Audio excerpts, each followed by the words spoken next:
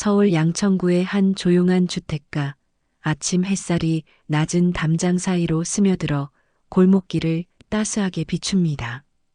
이곳에는 윤정이라는 68세 여성이 살고 있습니다. 전직 여군 준장이었던 정희는 이제 조용한 노년을 보내며 근처 작은 재래시장에서 자원봉사로 경비 일을 하고 있습니다. 아침마다 정희는 예전 군인 시절의 습관을 그대로 유지합니다. 군화처럼 단정하게 구두를 닦고 깔끔한 셔츠에 수건 하나를 허리에 찹니다.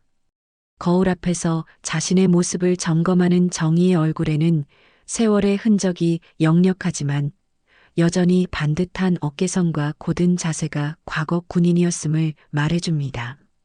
나라 위에 30년 바친 몸, 이제야 좀 쉬나 했더니 허리가 말을 안 듣네. 정희는 혼잣말을 하며 허리를 주무릅니다. 그럼에도 불구하고 정희의 집 안옷장에는 아직도 군복 한 벌과 낡은 군번줄이 가지런히 걸려 있습니다. 마치 언제든 다시 입을 수 있다는 듯이 말입니다. 정희는 종종 군 시절 제자들에 대한 기억을 떠올립니다. 특히 특전사에서 교관으로 근무했던 시절의 부사관 후보생들을 자주 생각합니다. 그놈 이름이 뭐더라? 민수? 박민수? 특전사 부사관 중 제일 고집셌지. 정희는 창밖을 바라보며 과거를 회상합니다. 박민수는 1983년 정희가 특전사 교관으로 있을 때 만난 부사관 후보생이었습니다. 다른 후보생들보다 유독 문제가 많았지만 근성과 인간미가 넘쳤던 젊은이였죠. 정희는 그를 끝까지 이끌어 결국 완주하게 했던 기억이 선명합니다. 시장에서의 하루 일과를 마치고 집으로 돌아온 정희는 저녁 시간이면 늘 혼자서 식사를 합니다. 가족들은 모두 각자의 삶을 살고 있고 정희는 이제 홀로 남은 시간을 조용히 받아들이고 있습니다. 하지만 가끔씩 적막한 집안에서 과거의 소음들이 그리워질 때가 있습니다. 며칠 전부터 시장 근처에 새로운 변화가 생겼습니다. 작은 은행 지점이 새로 문을 연 것입니다. 정희는 그 은행을 지나갈 때마다 시설이 깔끔하고 직원들이 친절해 보인다고 생각했습니다. 마침 작은 적금이라도 하나 넣어볼까 하는 생각이 들었습니다. 정희의 하루는 규칙적입니다. 아침 6시에 일어나 간단한 체조를 하고 7시에 아침 식사를 마친 후 8시부터 시장에서 일을 시작합니다. 점심시간에는 시장 상인들과 함께 도시락을 먹으며 이런저런 이야기를 나눕니다. 오후 5시에 일을 마치고 집으로 돌아와 저녁을 먹고 일찍 잠자리에 듭니다. 이런 평범한 일상 속에서도 정희의 마음 한편에는 늘 과거에 대한 그리움과 아쉬움이 자리하고 있습니다.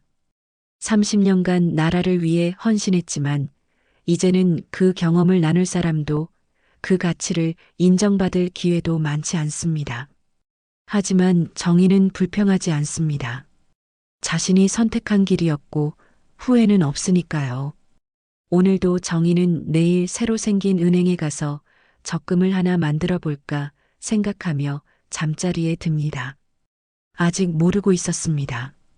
내일 그 은행에서 자신의 인생을 완전히 바꿀 만남이 기다리고 있다는 것을 말입니다. 며칠 후 화요일 오후 정희는 시장에서의 일을 평소보다 일찍 마쳤습니다. 오늘은 새로 생긴 은행에 가서 적금을 하나 만들어 볼 생각이었거든요. 허리에 찬 수건으로 손을 닦으며 시장 상인들에게 인사를 건넸습니다.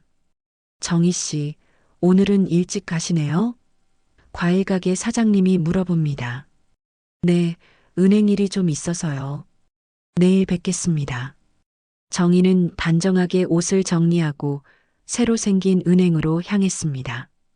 은행까지는 시장에서 걸어서 5분 정도의 거리였습니다.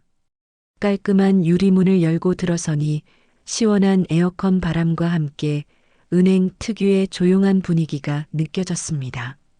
대기표를 뽑고 의자에 앉은 정희는 주변을 둘러봤습니다. 직원들이 친절하게 고객들을 응대하고 있고 깨끗한 시설이 마음에 들었습니다. 순번을 기다리며 정희는 어떤 적금 상품이 좋을지 생각해 봤습니다. 큰 돈은 아니지만 매달 조금씩이라도 모아두면 나중에 도움이 될 것 같았거든요. 14번 고객님, 3번 창구로 오세요. 안내 방송이 나왔습니다. 정희의 번호였습니다. 정희는 자리에서 일어나 3번 창구로 향했습니다. 젊은 여직원이 밝은 미소로 맞아주었습니다. 어떤 업무로 오셨나요? 적금을 하나 만들고 싶은데요. 매달 10만 원씩 넣을 수 있는 걸로요. 직원이 여러 상품을 설명해 주기 시작했습니다. 정희는 차근차근 설명을 들으며 어떤 것이 좋을지 고민했습니다. 그때였습니다. 갑자기 은행 입구 쪽에서 큰 소리가 들려왔습니다. 모두 엎드려. 돈 다 내놔. 정희는 순간 몸이 굳었습니다. 창구 직원의 얼굴이 새하얗게 변했습니다. 정희가 고개를 돌려보니 마스크를 쓴 남자가 총을 들고 은행 안으로 들어와 있었습니다. 은행 안은 순식간에 아수라장이 되었습니다. 누구도 움직이지 마. 경찰 부르는 놈 있으면 죽는다. 강도는 총을 흔들며 소리쳤습니다. 은행에 있던 다른 고객들은 모두 바닥에 엎드렸습니다. 아이를 안고 있던 젊은 엄마는 아이를 품에 꼭 안고 떨고 있었고 할아버지 한 분은 겁에 질려 벌벌 떨고 계셨습니다. 정희는 군인 시절의 본능이 깨어나는 것을 느꼈습니다. 하지만 일반 시민들이 다칠 수 있는 상황이었기 때문에 조용히 몸을 낮췄습니다. 강도의 움직임을 주의 깊게 관찰하면서 기회를 엿봤습니다. 강도는 창구 직원을 협박하며 돈을 챙기기 시작했습니다. 빨리 안 줘. 시간 없어. 직원은 떨리는 손으로 금고를 열고 있었습니다. 강도의 목소리에는 절망감이 섞여 있었습니다. 마치 어쩔 수 없이 이런 일을 저지르는 것 같았습니다. 그때 정희의 가슴에 걸린 낡은 군번줄이 셔츠 밖으로 흘러나왔습니다. 긴장한 상태에서 몸을 움직이다 보니 옷깃 사이로 나온 것이었습니다. 강도는 돈을 챙기면서 은행 안의 사람들을 살펴보고 있었는데 정희의 군번줄을 보는 순간 동작이 멈췄습니다. 그 군번줄. 강도의 목소리가 떨렸습니다. 강도는 정희를 자세히 바라봤습니다. 마스크 너머로 보이는 눈에 놀라움이 가득했습니다. 그리고 갑자기 그 자리에 주저앉으며 총을 바닥에 떨어뜨렸습니다. 설마 정희 대위님? 정희는 깜짝 놀랐습니다. 자신을 아는 사람이었던 것입니다. 강도의 마스크가 조금 흘러내리자 정희는 그 얼굴을 보고 더욱 충격을 받았습니다. 어디선가 본 듯한 얼굴이었거든요. 은행 안은 갑자기 이상한 정적에 휩싸였습니다. 강도는 더 이상 위협적이지 않았고 정희는 그를 바라보며 기억을 되짚어보고 있었습니다. 다른 고객들은 무슨 일이 일어나고 있는지 모르겠다는 표정으로 둘을 번갈아 봤습니다. 박민수, 너냐? 정희의 입에서 이름이 흘러나왔습니다. 정희는 강도의 얼굴을 똑바로 바라봤습니다. 마스크가 완전히 흘러내리자 그 얼굴이 또렷하게 보였습니다. 40년이 흘렀지만 정희는 그를 확실히 알아볼 수 있었습니다. 1983년 특전사 교육대에서 만났던 부사관 후보생 박민수였습니다. 박민수, 정말 너구나. 정희의 목소리에는 믿을 수 없다는 감정이 담겨 있었습니다. 민수는 바닥에 주저앉은 채 정희를 바라봤습니다. 그의 눈에는 눈물이 가득했습니다. 한때 자신을 끝까지 이끌어준 은사 앞에서 이런 모습을 보이고 있다는 것이 너무나 부끄러웠습니다. 대위님, 정말 대위님이신가요? 민수의 목소리는 떨리고 있었습니다. 정희는 천천히 몸을 일으켜 민수에게 다가갔습니다. 은행 안의 다른 고객들은 여전히 상황을 파악하지 못하고 있었지만 위험한 분위기는 아니라는 것을 감지하고 조심스럽게 고개를 들어 두 사람을 바라봤습니다. 왜 이런 짓을? 내가 그 박민수가 맞다면 넌 절대 이러지 않아. 정희는 민수 앞에 무릎을 꿇고 앉으며 말했습니다. 민수는 총을 완전히 바닥에 밀어내며 두 손으로 얼굴을 가렸습니다. 그리고 흐느끼기 시작했습니다. 제가 죄를 졌습니다. 제 딸이 병원비가 없어서요. 아무도 도와주지 않았어요. 정희는 민수의 말을 듣고 가슴이 먹먹해졌습니다. 한때 자신이 가르쳤던 제자가 이런 절망적인 상황에 몰렸다는 것이 믿어지지 않았습니다. 민수는 항상 정의감이 강하고 동료들을 잘 챙기는 성격이었거든요.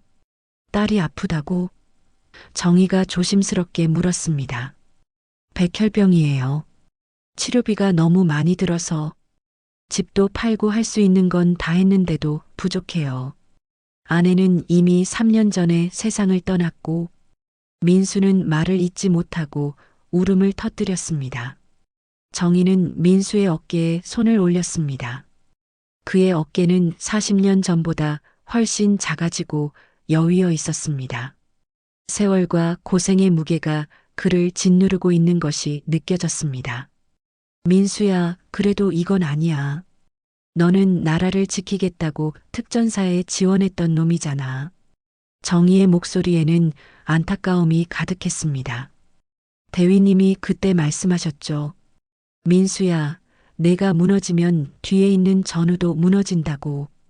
그런데 지금 제가 이 모양이에요. 제 딸을 구하려다가 범죄자가 되었어요. 민수는 자조적으로 웃으며 말했습니다. 정희는 깊은 한숨을 쉬었습니다.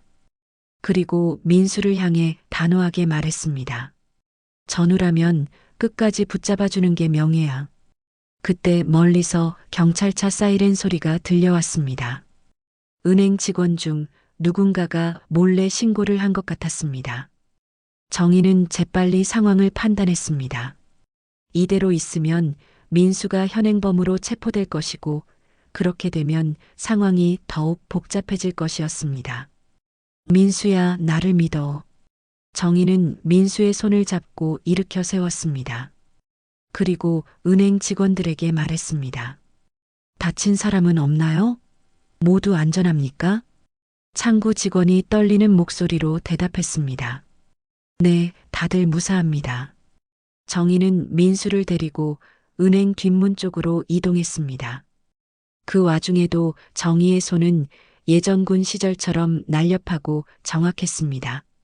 위기 상황에서의 판단력과 행동력은 여전히 살아 있었습니다. 대위님, 저는 이미 죄를 지었어요. 도망칠 수는 없습니다.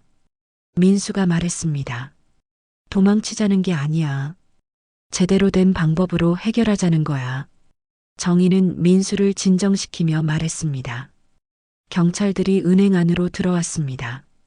정희는 민수와 함께 경찰들 앞에 나섰습니다. 민수는 스스로 손을 들어 항복의 의사를 표시했고 정희는 침착하게 전체 상황을 설명했습니다. 이 사람은 제가 아는 사람입니다. 강도 행위는 분명 잘못했지만 절박한 사정이 있었습니다. 다친 사람도 없고 실제 피해도 크지 않습니다. 정희는 경찰관에게 차근차근 설명했습니다. 민수는 자신이 한 일을 모두 인정했습니다. 총도 장난감 총이었다는 것도 밝혔습니다. 하지만 은행 강도 시도는 엄연한 범죄였고 민수는 결국 수갑을 차고 경찰서로 연행되었습니다. 정희는 민수가 경찰차에 타는 모습을 바라보며 마음이 복잡했습니다. 40년 만에 다시 만난 제자가 이런 상황이라니. 하지만 정희는 포기하지 않았습니다. 전우는 끝까지 지켜주는 것이 군인의 도리라고 믿고 있었으니까요. 이틀 후 정희는 민수가 구치소에 수감되어 있다는 소식을 들었습니다. 경찰서에서 간단한 조사를 받은 후 정희는 집으로 돌아왔지만 마음이 편치 않았습니다. 밤새 잠을 이루지 못하고 민수에 대한 생각을 계속했습니다. 다음 날 아침 정희는 평소처럼 시장에 나갔지만 일에 집중할 수 없었습니다. 과일 가게 사장님이 정희의 표정을 보고 걱정스럽게 물어봤습니다. 정희 씨, 어디 아프세요? 얼굴이 안 좋아 보이는데. 아니에요. 그냥 잠을 못 잤을 뿐이에요. 정희는 대충 대답하며 일을 계속했습니다. 점심시간이 되자 정희는 시장 일을 잠시 중단하고 근처 법률 상담소를 찾았습니다. 민수의 상황에 대해 알아보고 싶었거든요. 변호사는 정희의 이야기를 듣고 심각한 표정을 지었습니다. 은행 강도 미수라면 최소 3년 이상의 실형이 예상됩니다. 다만 실제 피해가 없고 자수에 가까운 상황이라면 선처를 받을 가능성은 있어요. 정희는 변호사의 말을 듣고 더욱 걱정이 되었습니다. 민수에게는 어린 딸이 있는데 아버지가 감옥에 가면 그 아이는 어떻게 될까요? 오후에 정희는 민수와 면회를 신청했습니다. 며칠 후 면회 허가가 나서 정희는 구치소를 찾았습니다. 면회실에서 만난 민수는 며칠 사이에 더욱 초라해져 있었습니다. 대위님, 와주셔서 감사합니다. 하지만 저 때문에 고생하실 필요 없어요. 민수는 고개를 숙이며 말했습니다. 민수야, 내 딸 이야기를 좀 더 자세히 들려줘. 정희는 진지하게 물었습니다. 민수는 떨리는 목소리로 딸 이야기를 시작했습니다. 지은이가 10살 때 백혈병 진단을 받았어요. 지금 12살인데 계속 항암 치료를 받고 있어요.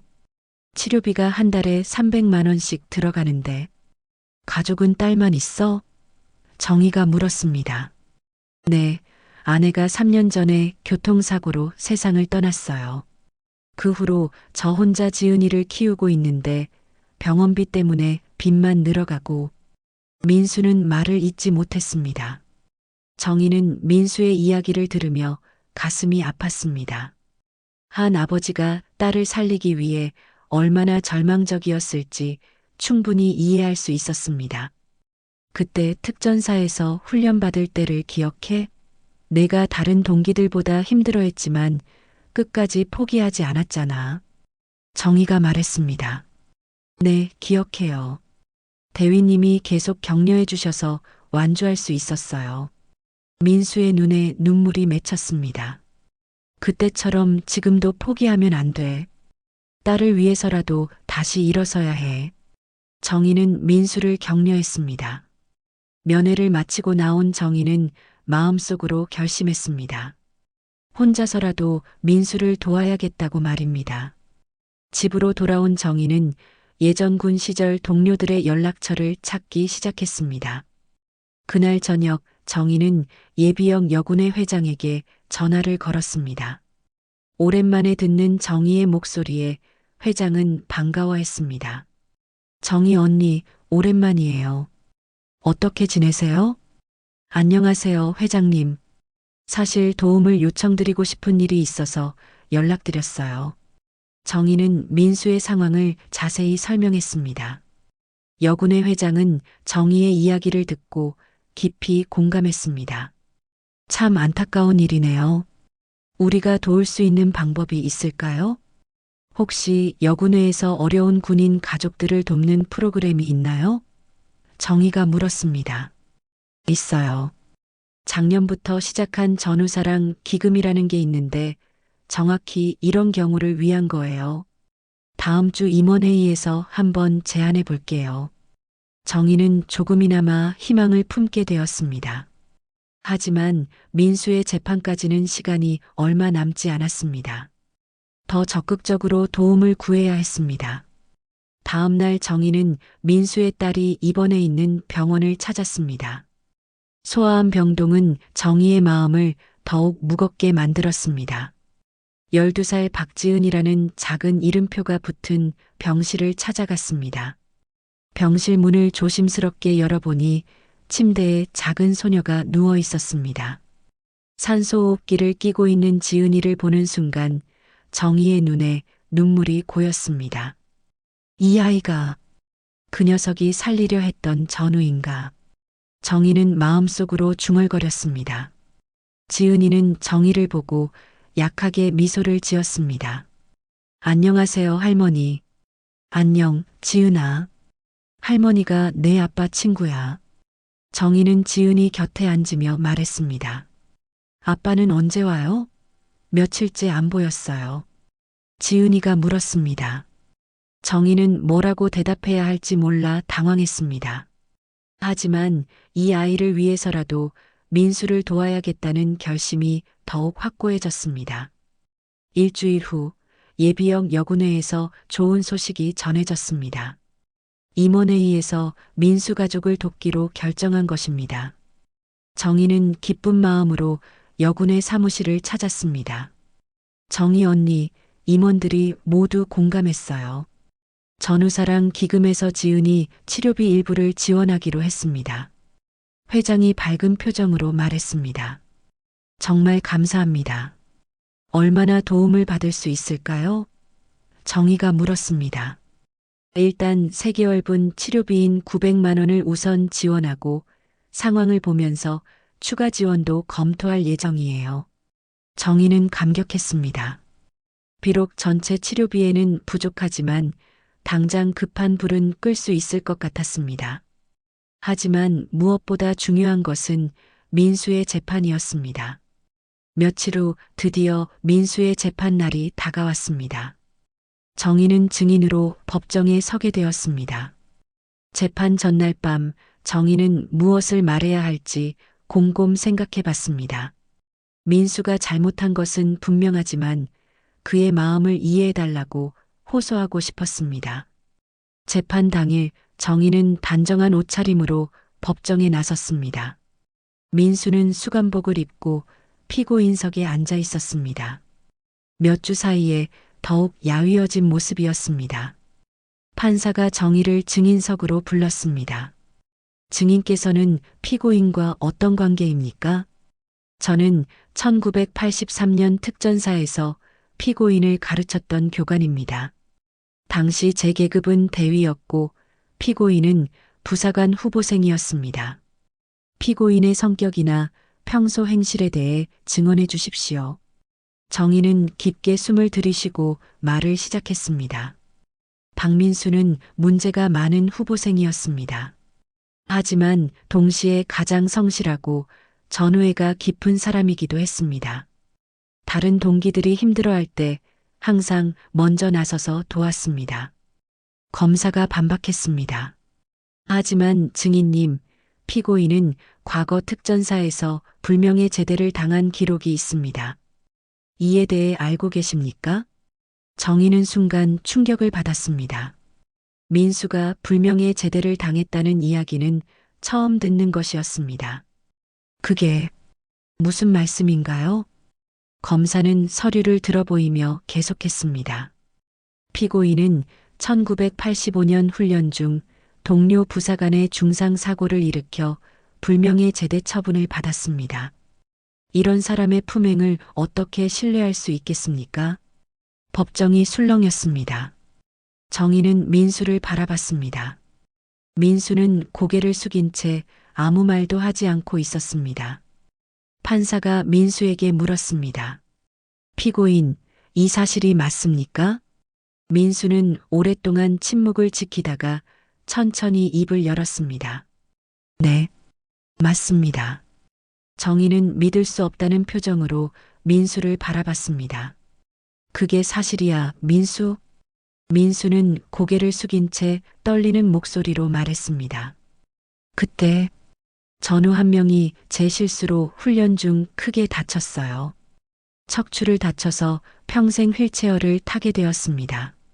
그 일로 제가 군에서 쫓겨났어요. 왜 나한테 그 얘기를 안 했어? 정희가 물었습니다. 선생님께 그런 얘기를 어떻게 해요? 창피해서. 민수의 목소리는 점점 작아졌습니다. 정희는 깊은 실망감을 느꼈습니다. 자신이 믿고 있던 제자가 그런 과거를 숨기고 있었다는 것이 충격이었습니다. 게다가 동료를 다치게 했다는 사실은 군인으로서 용납하기 어려운 일이었습니다. 검사는 이 기회를 놓치지 않고 공격했습니다. 증인님도 이제 아시겠죠? 피고인은 과거부터 문제가 있던 사람입니다. 동료를 다치게 하고도 반성하지 않고 이제는 은행 강도까지 시도했습니다. 정의는 할 말을 잃었습니다. 민수를 변호하려고 왔는데 오히려 더 큰 진실을 알게 된 것입니다. 법정 안은 정적이 흘렀습니다. 판사가 정의에게 물었습니다. 증인께서는 이런 사실을 알고도 피고인을 변호하시겠습니까? 정의는 오랫동안 고민했습니다. 군인의 명예와 인간적 동정심 사이에서 갈등했습니다. 민수가 과거에 실수를 했다고 해서 지금의 절망적인 상황까지 외면해야 하는 걸까요? 답변해 주십시오, 증인님. 판사가 다시 물었습니다. 정의는 민수를 바라봤습니다. 그의 눈에는 절망과 후회가 가득했습니다. 그리고 딸을 걱정하는 아버지의 마음도 보였습니다. 저는 잠시 시간을 주십시오. 정의는 말없이 증인석을 떠났습니다. 법정을 나온 정의는 복도에서 한참을 서 있었습니다. 마음속에는 군인의 명예와 인간적 실망이 뒤섞여 있었습니다. 과연 자신이 옳은 선택을 하고 있는 것일까요? 그때 복도 끝에서 작은 휠체어가 다가오는 것이 보였습니다. 12살 지은이었습니다. 병원에서 나와 아버지의 재판을 보러 온 것 같았습니다. 할머니, 우리 아빠 괜찮아요? 지은이가 정의를 보고 물었습니다. 정의는 그 순간 무엇이 진정 중요한지 깨달았습니다. 정의는 지은이를 보는 순간 가슴이 먹먹해졌습니다. 작은 소녀가 휠체어에 앉아 산소통을 끌고 있는 모습이 너무나 안쓰러웠습니다. 병원 가운을 입은 지은이는 창백한 얼굴에도 불구하고 아버지를 걱정하는 마음으로 가득했습니다. 지은아, 왜 병원에서 나왔어? 몸이 안 좋은데. 정의는 지은이 곁에 무릎을 꿇고 앉았습니다. 간호사 언니가 아빠 재판한다고 해서 왔어요. 아빠가 나쁜 일을 했다는데 정말이에요? 지은이의 맑은 눈에는 순수한 걱정이 담겨 있었습니다. 정의는 무엇이라 대답해야 할지 몰랐습니다. 이 어린아이에게 아버지가 은행 강도를 시도했다고 말할 수는 없었습니다. 하지만 거짓말을 할 수도 없었습니다. 지은아, 내 아빠는 너를 너무 사랑해서 잘못된 선택을 했어. 하지만 나쁜 사람은 아니야. 정의는 최대한 부드럽게 말했습니다. 아빠가 집에 언제 와요? 혼자 있으니까 무서워요. 지은이의 말에 정의의 마음이 더욱 아팠습니다. 정의는 지은이를 병원으로 다시 데려다 준 후 법정으로 돌아왔습니다. 재판이 잠시 중단된 사이에 정의는 마음의 결정을 내렸습니다. 민수의 과거가 어떻든 상관없이 지금 그가 아버지로서 딸을 구하려 했던 마음만은 이해해주고 싶었습니다. 재판이 재개되자 판사가 정의에게 다시 물었습니다. 증인께서는 계속 증언하시겠습니까? 네, 하겠습니다. 정의는 단호하게 대답했습니다. 피고인의 과거 경력을 알고도 여전히 그를 변호하시겠습니까? 정의는 깊게 숨을 들이쉬고 말을 시작했습니다. 네, 그렇습니다. 박민수가 과거에 실수를 했다는 것은 인정합니다. 하지만 그 실수 때문에 평생 고통받아왔다는 것도 압니다. 검사가 반박하려 했지만 정의는 계속했습니다. 저는 군에서 30년을 복무했습니다. 수많은 부하들을 봐왔죠. 완벽한 사람은 없어요. 중요한 것은 실수를 했을 때 어떻게 반성하고 살아가느냐입니다. 하지만 은행 강도는 검사가 말하려 했습니다. 네, 잘못했어요. 절대 용서받을 수 없는 일이죠. 정의는 인정했습니다. 하지만 저는 방금 전 복도에서 피고인의 딸을 만났습니다. 12살 아이가 휠체어를 타고 산소통을 끌면서 아버지를 걱정하고 있었어요. 법정이 조용해졌습니다. 정희는 목소리에 감정을 담아 계속했습니다. 그 아이를 보는 순간 깨달았어요. 이 사람은 과거에 전우를 지키지 못했지만 현재는 자기 딸이라는 가장 소중한 전우를 지키려고 목숨을 걸었다는 걸 말이에요. 민수는 정희의 말을 듣고 눈물을 흘리기 시작했습니다. 자신의 과거를 모두 알고도 여전히 자신을 믿어준다는 것이 고마웠습니다. 판사님, 저는 예비역 여군회를 통해 이 아이의 치료비를 지원하기로 했습니다. 하지만 무엇보다 중요한 것은 이 아버지가 딸 곁에 있어주는 것이라고 생각합니다. 정희는 잠시 멈췄다가 다시 말했습니다. 군인의 명예는 중요합니다. 하지만 때로는 용서와 두 번째 기회를 주는 것도 필요하다고 생각합니다. 특히 가족을 위해 절망적인 선택을 한 사람에게는 말이에요. 변호사가 일어나서 말했습니다.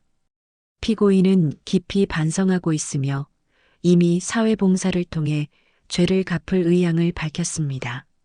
또한 증인께서 말씀하신 대로 피고인의 딸에게는 아버지가 절실히 필요한 상황입니다.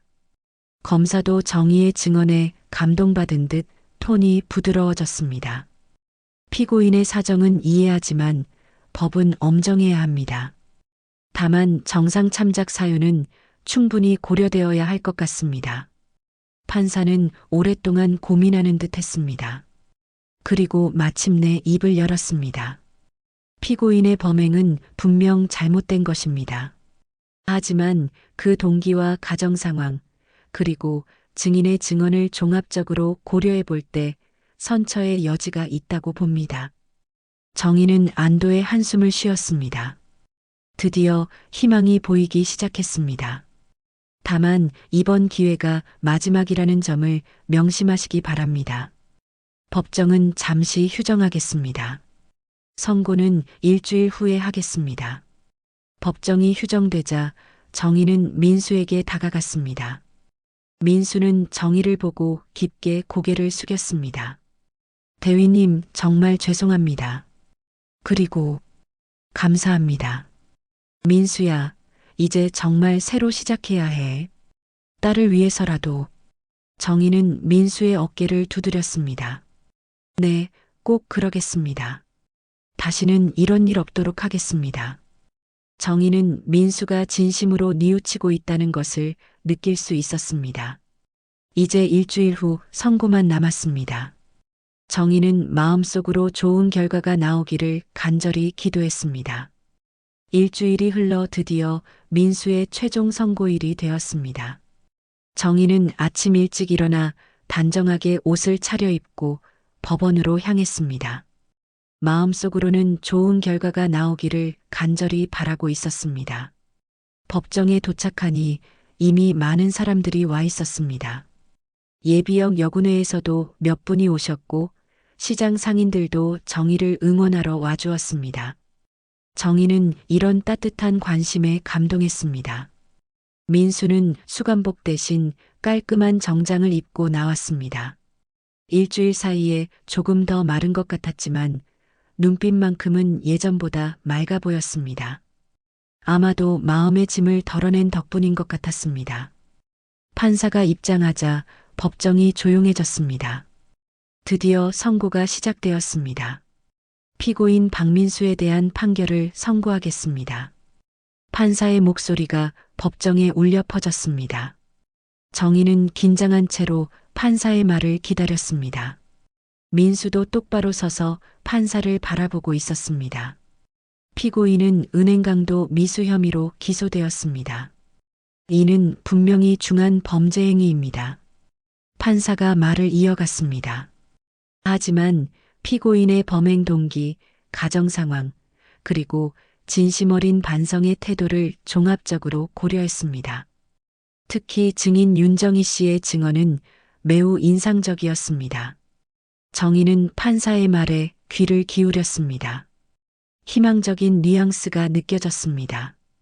따라서 법정은 피고인에게 징역 3년에 집행유예 4년을 선고합니다. 다만 사회봉사 1000시간을 부과하며 집행유예 기간 중 재범 시에는 실형이 확정됨을 명심하시기 바랍니다. 법정에서 안도의 한숨이 터져 나왔습니다. 정희도 눈물을 참을 수 없었습니다. 민수는 그 자리에서 무릎을 꿇고 판사에게 깊게 절했습니다. 감사합니다. 정말 감사합니다. 민수의 목소리는 감격으로 떨리고 있었습니다. 판사는 마지막으로 민수에게 당부의 말을 했습니다. 이번 기회가 정말 마지막입니다. 딸을 위해서라도 반드시 새로운 삶을 살아가시기 바랍니다. 네, 명심하겠습니다. 민수는 다시 한번 깊게 절했습니다. 재판이 끝나자 정희는 민수에게 다가갔습니다. 민수는 정희를 보고 눈물을 흘리며 감사 인사를 했습니다. 대위님, 어떻게 감사 인사를 드려야 할지 모르겠어요. 제가 죽을 때까지 이 은혜를 잊지 않겠습니다. 민수야, 이제 정말 새로 시작하는 거야. 딸을 위해서, 그리고 너 자신을 위해서. 정희는 민수의 어깨를 다독이며 말했습니다. 법원을 나온 후 정희와 민수는 함께 병원으로 갔습니다. 지은이에게 좋은 소식을 전해주고 싶었거든요. 병실에 들어서자 지은이가 밝게 웃으며 아버지를 맞았습니다. 아빠, 오늘은 왜 이렇게 일찍 왔어요? 지은이는 아버지의 품에 안기며 기뻐했습니다. 지은아, 아빠가 이제 매일 올 수 있어. 민수는 딸을 꼭 안으며 말했습니다.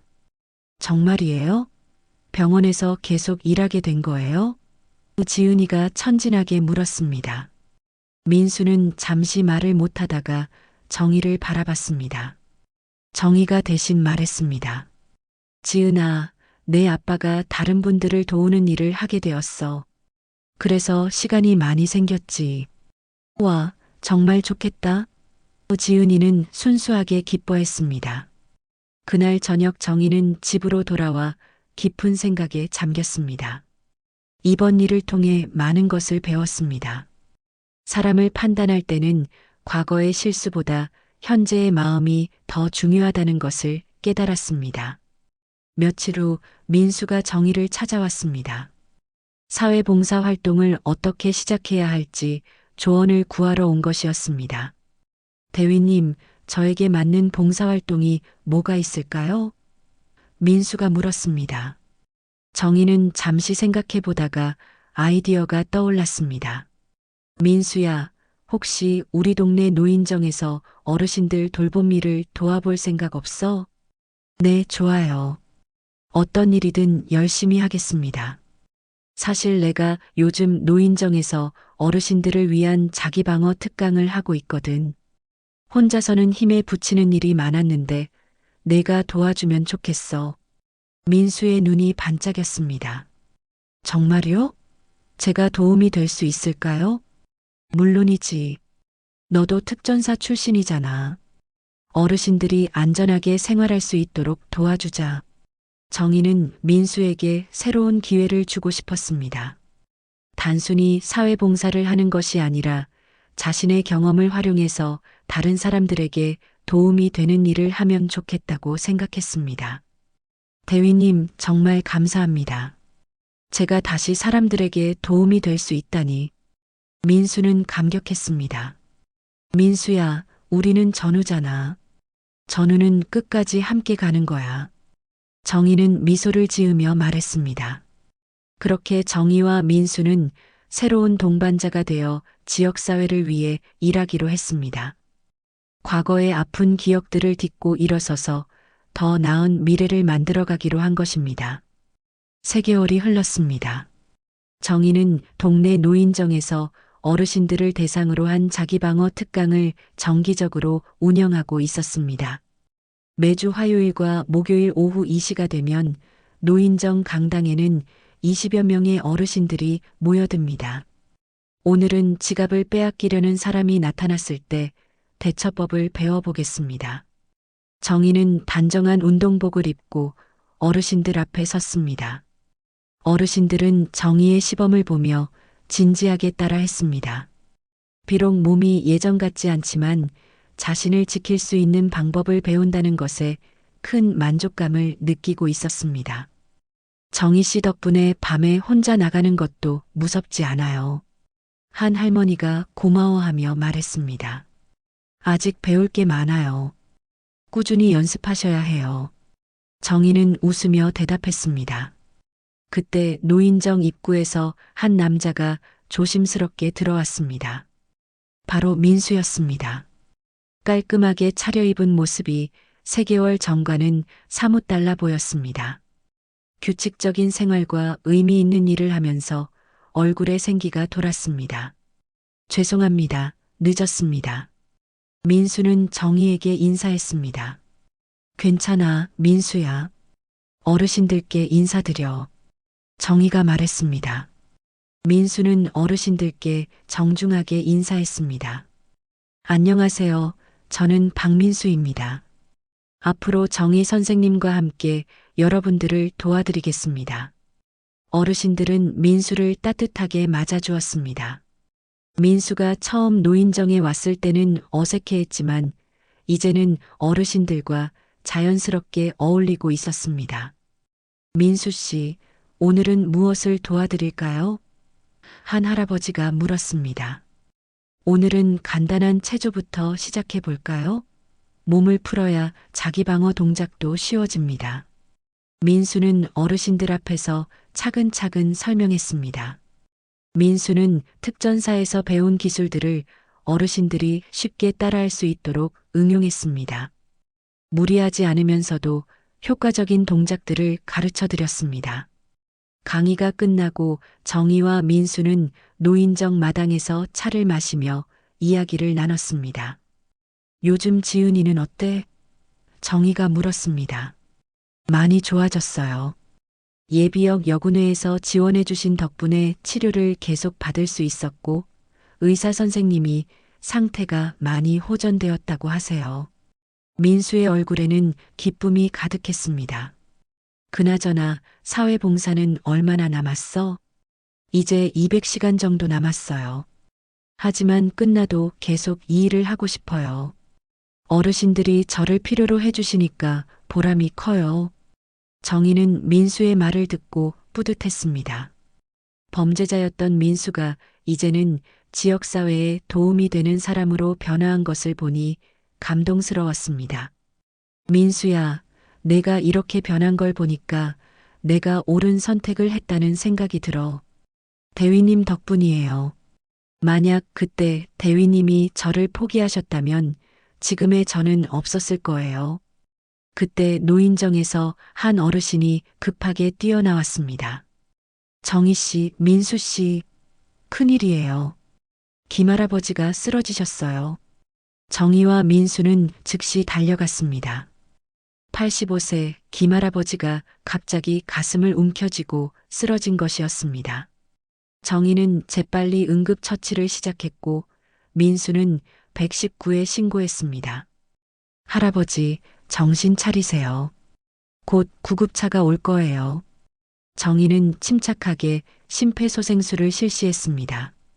민수도 옆에서 할아버지의 상태를 점검하며 도왔습니다. 두 사람의 신속한 대응 덕분에 할아버지는 의식을 되찾았습니다. 고맙습니다. 정희 씨, 민수 씨. 할아버지는 약한 목소리로 감사 인사를 했습니다. 구급차가 도착해서 할아버지를 병원으로 이송했습니다. 다행히 큰 문제는 없다는 연락이 왔습니다. 그날 저녁 정희는 집에서 하루를 돌이켜보며 감회에 젖었습니다. 옷장에 걸린 낡은 군번줄을 꺼내 목에 걸어봤습니다. 예전에는 과거의 상징이었던 이 군번줄이 이제는 새로운 의미를 갖게 되었습니다. 전장은 아직도 있어. 다만 총 대신 마음으로 싸워야 할 뿐. 정희는 혼잣말을 했습니다. 며칠 후 민수가 정희를 찾아왔습니다. 손에는 작은 선물 상자를 들고 있었습니다. 대위님, 이거 받아주세요. 민수는 정희에게 상자를 건넸습니다. 상자를 열어보니 작은 군번줄이 들어 있었습니다. 새 것이었지만 정의의 것과 똑같은 모양이었습니다. 이게 뭐야? 저도 대위님처럼 새로운 전장에서 싸우고 싶어요. 허락해 주신다면 저도 전우로서 함께하고 싶습니다. 정의는 감동했습니다. 민수가 진정한 동반자가 되고 싶어 한다는 것을 느꼈습니다. 물론이지. 우리는 전우니까. 정의는 민수와 함께 군번줄을 목에 걸었습니다. 이제 이 군번줄은 과거의 영광이 아닌 현재와 미래를 위한 다짐의 상징이 되었습니다. 그렇게 정의와 민수는 새로운 전장에서 함께 싸워나가기 시작했습니다. 총과 칼 대신 사랑과 배려로 무장한 채 지역사회를 지키는 진정한 전사가 된 것입니다. 전우여, 오늘도 우리가 지켜야 할 사람들이 기다리고 있어. 정의가 말했습니다. 네, 대위님. 함께 가겠습니다. 민수가 대답했습니다. 두 사람은 나란히 노인정으로 향했습니다. 새로운 하루, 새로운 전장이 그들을 기다리고 있었습니다.